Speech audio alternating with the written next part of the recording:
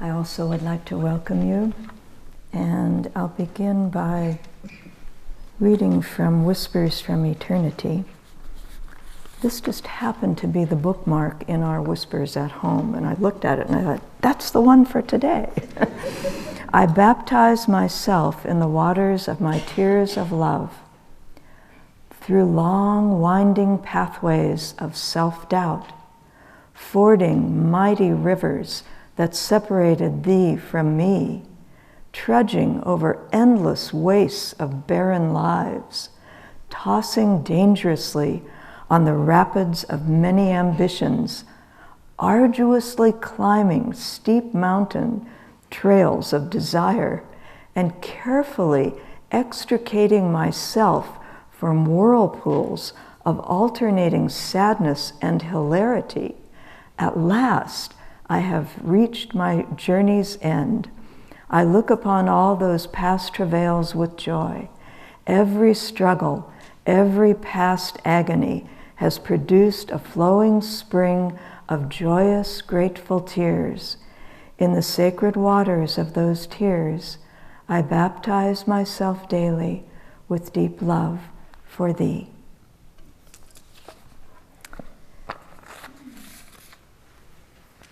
So this topic is one that applies to every single one of us. How do we face our tests? And I was reading, there's an excellent chapter again in the Promise of Immortality. They're just for the first 6 months of the year, the readings that we do. But the one on Easter is very applicable to today's topic.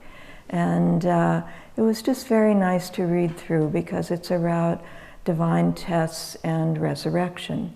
And so reading through it, I just wanted to say that Swami Kriyananda, in writing this, he said there are 2 essential conditions for knowing God: willingness to face for His sake, God's sake, any test that comes, and 2, the faith to accept it with love and courage, firm in the knowledge that all things pass, whereas God's love is ours forever. And I just thought, with this idea of how we face our tests, a big part of it lies with the heart. Certainly it's about energy, and when Swami Kriyananda first introduced the superconscious living program and all the teachings that went with it. This was in 1979. But when he first introduced it, he gave this very interesting diagram about what happens when we get hit by a test. And the diagram looks like this. Boom, the test happens. And our own energy at that point usually falls. Right at the point when we need more energy to face that test and to deal with it.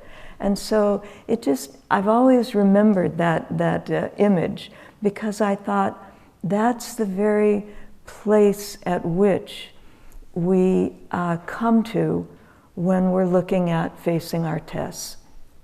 And it doesn't only depend on that moment in time when the test happens. A lot of it depends on how we live our lives every moment of our lifetime. And again, it's why when Master said, Yogananda said, the minutes are more important than the years, because we come back to that again and again of how will we face our tests, and really determined by how much energy we generate as we go along. And if we're very low in energy, then the tests that come are really overwhelming, pretty much no matter what they are. So how do we deal with that? Well, we have to be aware, and I love the reading on the quality of alertness, because we have to be awake and ready all the time. And we just, it's interesting because it's a It's not only a consciousness, but a way we live our lives that we just have to keep moving. And so when we come into a flow of energy, like living at Ananda, made me think about my first years here at Ananda, it's a different consciousness. It's a different flow of energy. And it can take, depending on where each of us is when we come to come here, I'm thinking at the village, to adjust to what we need to do to up our energy, how we need to get in tune to be able to deal with that, and to understand how to live our lives in a flow of energy that is maybe more than what we're used to. But I was thinking, about that when we do this, it's more a matter of our daily lives. And so we look at how we live and how we face just daily things that come to us, and whether we're using our energy in a way that allows us to keep moving forward and increasing the flow of energy that we have. And again, I thought, it has a lot to do with the heart, because the heart is the place where, when I'm talking about this, you could think, well, the will, I need to be able to will my energy and keep moving and all of that. But that's not enough. And it's not what will allow us to keep going. Because if you go about your spiritual life with only will, you hit dry periods, because there's no lubrication there. There's no love of the heart there. There's no joy there that allows you to keep moving forward in a way that is, and Swami Kriyananda said this, he said, how can you know if you're moving forward spiritually? You feel an expansion of awareness, an expansion of love, an expansion of the heart. And if that's not happening, then you need to take note and to really understand how to start living in a way where you're engaging your heart. And it's a softening of the heart that allows it to expand and open. Now, and it takes place all the way along the line. So I just was thinking about a couple of different examples of how you use your energy to get in this flow of joy, get in this flow of love, get into a more dynamic flow of energy. And the alertness really brought that to mind quite a lot. I remember that many years ago, Swami Kriyananda was giving an interview, I think, in Stockton. And so 3 of us, were you there, Catherine? Yeah, 3 of us jumped in the car here and drove down to Stockton. And we just thought, oh, this will be fun. We'll go and we'll, hear Swami's interview and all of that. Well, the day turned out to be quite different from that. In that, when we arrived in Stockton, not soon after that, we were rear-ended big time, big impact of the car that we were in. And it was like, whoa, now what? And the car, I think, was totaled. I don't quite remember, but I think it probably was. But we hadn't even gotten to where Swami Kriyananda was giving this interview. And so somehow, I can't remember how, we contacted that group, Swami and the people with him, and somebody came and helped us. And I'll just tell you, now, your body goes into shock when that happens. Nobody was seriously hurt. That was a good thing. But your body goes into this kind of frozen, mass energy and frozen state. And so we went to the hospital. Swami said, yeah, you go to the hospital, get checked out. And so we did, you know, and I remember I was in there and nothing was happening. So I walked out and Swami looked at me and he said, go back in there, you know, because he could tell I was, you know, in shock or whatever. Anyway, I went back and I remember sitting down in a chair and the nurse came by and said, you can't sit there, that's a nurse's chair. And I said, well, I'd move if I could get up, but I can't. Not able to, you know. So anyway, they helped me and it all worked out. But then the very interesting thing that happened, and I've never forgotten this, is that we got in the car, another car, Swami had his car, and he said, let's go out to lunch. And that's what we did. And I thought, wow, this is so mind-blowing. We were just in a fairly serious accident, but nobody was hurt, so it was okay. But he picked up on the energy, and he said, okay. And he didn't say any of this. He just said, let's go out to lunch. He could tell either the energy is going to sink or it will rise. And let me help to make that energy rise right now in this moment when you all are feeling, wow, we just got rear-ended, I feel terrible. So I remember walking into this restaurant being helped by other people because my legs were really stiff. You know, again, nothing hurt, but it was such an interesting juxtaposition, but also use of energy. And many times that happened with Swami Kriyananda.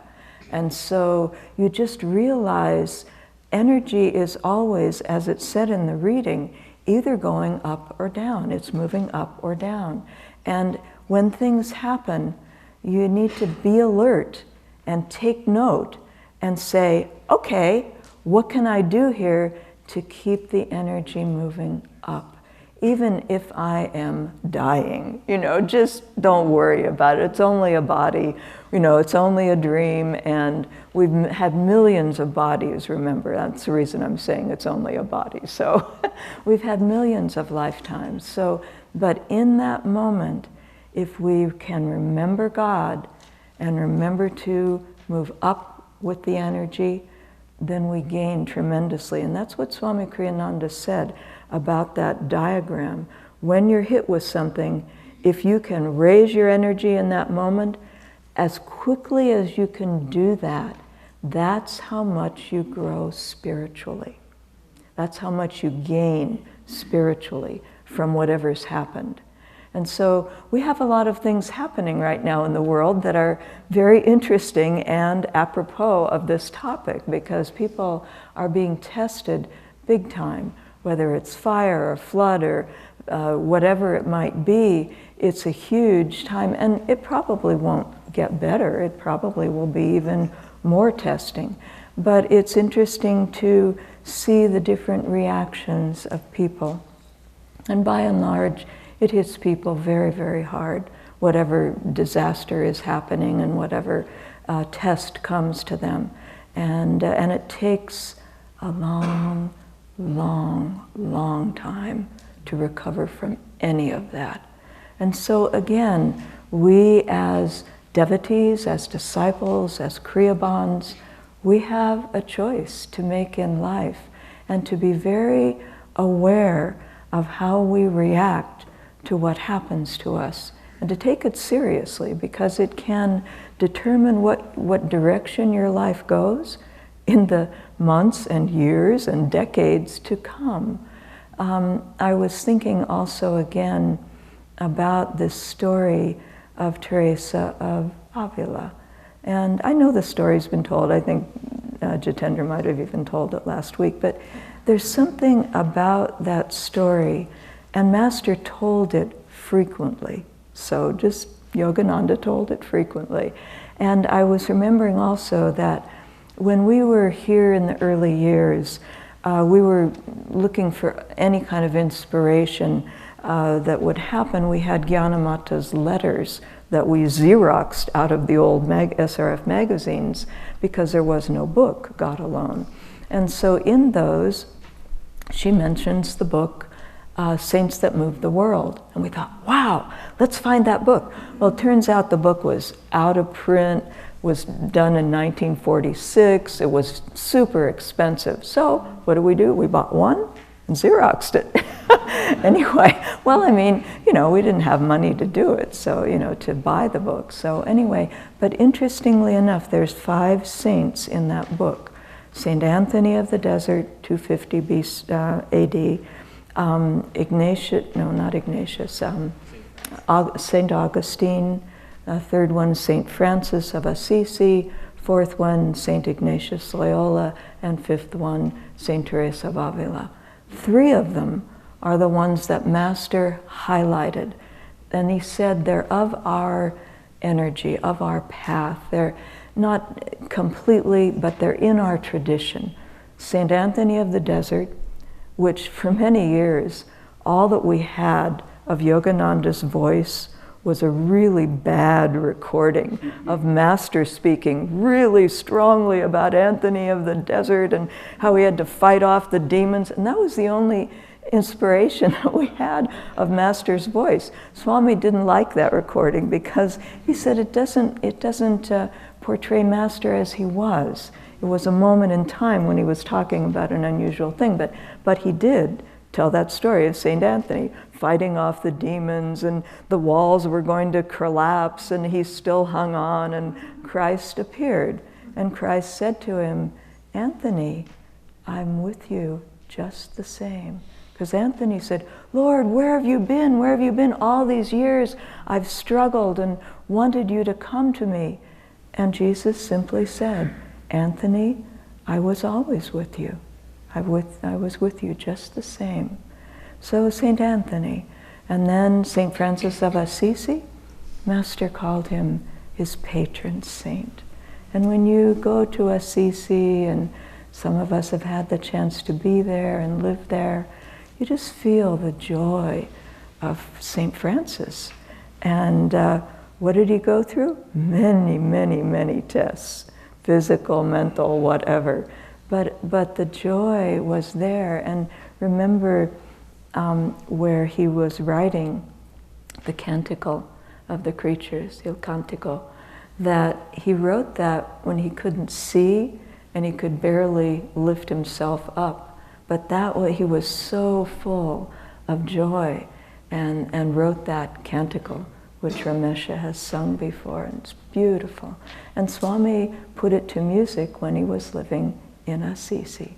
So beautiful. But Francis also did a number of things that are like our own lives today. He created a third order when there were only monks and nuns. It was a new thing. And he expanded the ability to understand that God is everywhere in everything. It was the pictures painted of him with the birds, that was the first time a saint was painted in nature. And so that consciousness really went out. But when we lived there, I thought, our lives, our path is like that. We're doing the same thing, it's just the version in the 2000s, but very much in that spirit of joy and expansion of awareness. And then the last one, Teresa of Avila, who I originally mentioned, she was quite the force.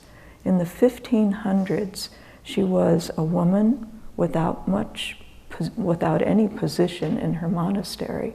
And she had to deal with the Inquisition, and she wanted to start a whole new way of the Carmelite order being functioned. And so, but she managed to do all of that, so she was quite a force. But the reason I'm building up to this is that Teresa of de Jesus, Teresa of Jesus, Teresa of Avila, had that thing happen. And just to put it in context, Teresa of Avila, at that point in her life that this event happened, was probably close to 80 years old. She had been traveling in a little cart on horses all over Spain, establishing monasteries for men, for women, but throughout her lifetime doing this.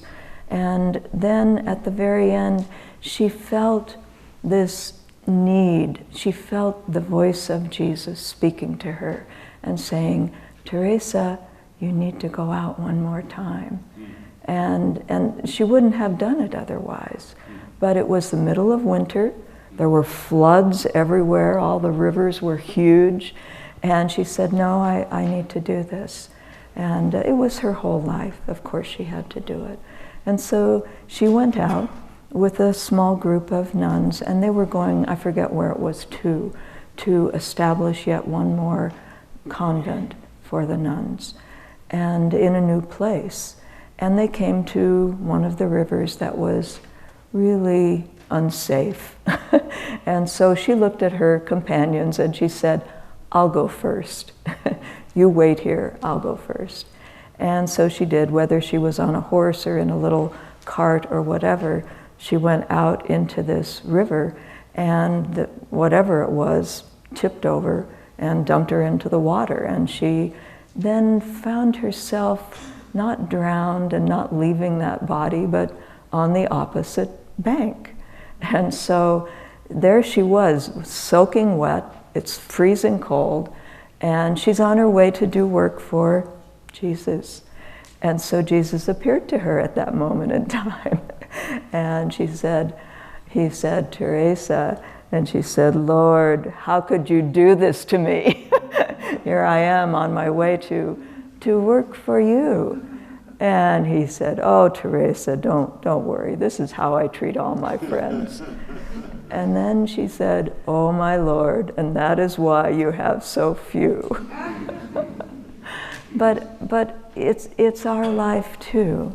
You see, all of this, it's our life as well.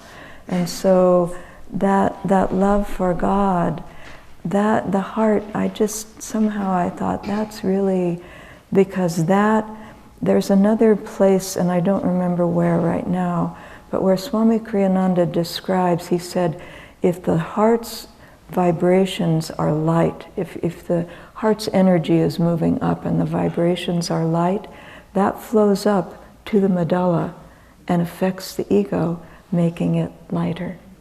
And I thought, oh, light heart, light ego, into the light. Anyway, but these things, they're very important. And for us, we know why these things happen. Other people, it's like, why did God do this to me, or why did this happen? We know why. All tests are about working off karma. And so that's why Master said, he said, how do we need to face our tests? Pleasantly. And we need to have them be, he said, whatever comes of itself, let it come. But you face your tests pleasantly, because that's how you work off the karma. If you react and energy goes down, you create more karma. But if in the moment of a test, you can react positively or say, yes, I will do this, I will face it, and then even with more energy, to uplift your energy, to feel joy in the moment. Those things are testing. But to do that, that's how we become free. And along the way, and I'll close with this, the Guru is vital to this happening. Otherwise, we would, I've thought about my own life and thought, I haven't really had that much happen, that was bad. But, we went through a forest fire, we went through the legal suit, we've been through a lot of things here with Ananda, and I went through those. But what Swami also says in this commentary is the Guru is there to give you his grace, his energy and power to be able to do these things, but also he can act as a shield against the violent storms of delusion that may well knock us down. The Guru, but we have to keep attuning to the Guru. We have to remember in that darkest time, Om Guru. in that darkest time, God, come be with me. Divine Mother, come. Because if we don't do that, our heart is closed. And so we have to open that. And that has to be the thing that we're saying all the time. Because then, when the big things come, you can say, yeah, let's go out to lunch. Let's enjoy the energy and keep it moving up no matter what it may look like. And to really take on the spiritual path in a way that will be liberating, freeing, and beautifully loving by God. Praise ye the Lord, all creatures, He who did make the mountains, He who did make the woods and fields, He who made the sky.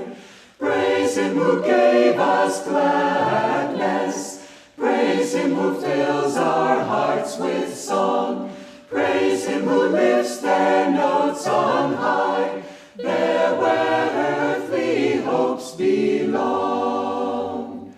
Praise ye the Lord, all creatures, He who did make the seasons, He who did make the hush of night, He who made the sun.